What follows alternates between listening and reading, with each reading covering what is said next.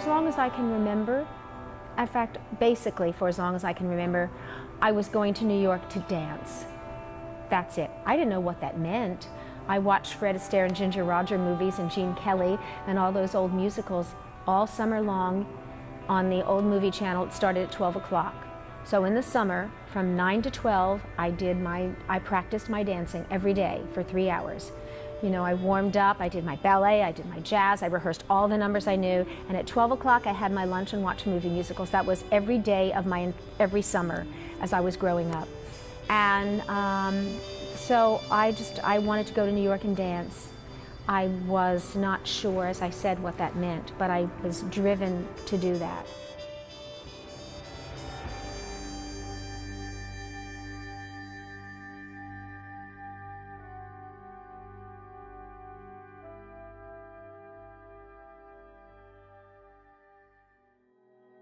I was 3.5 years old. I think my mother took me at 1.5 years because she wanted to dance as a child. It's one of those stories that we hear about the parents wanted to do it but didn't, so the child does it because, but you know, so my mom, I guess, was maybe living through me, but I loved every minute of it.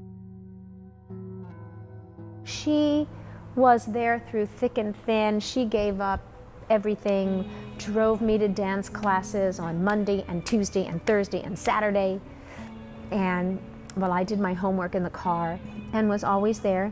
And she did push me in a good way, you know.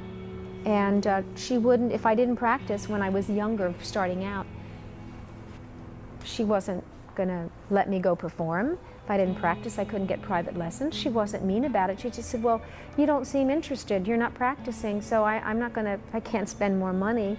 And so immediately, she was very supportive,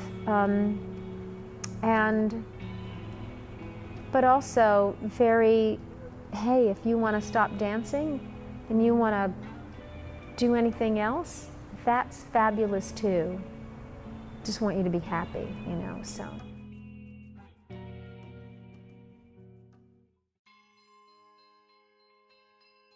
As a kid, like in my teens, I danced with my dancing studio and by myself, danced for bowling banquets, the Moose Club, the Else Club, a bunch of things, the Masons, and then started working in nightclubs in the area.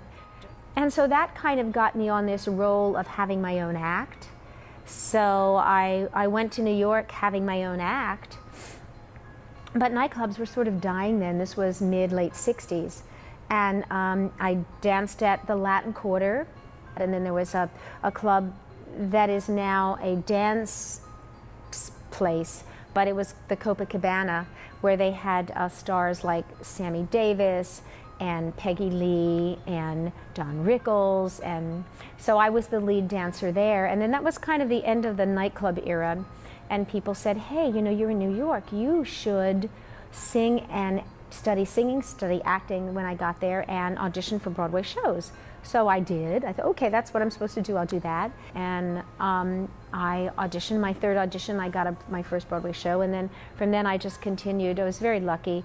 From '69 to the end of 2001, I was working in Broadway shows, and only a handful of months was unemployed.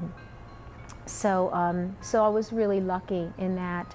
And so that's kind of my, and then during that time I started, let's be the dance captain, which means you teach people, new people coming in the show, you give notes, you keep the show clean, you hold auditions.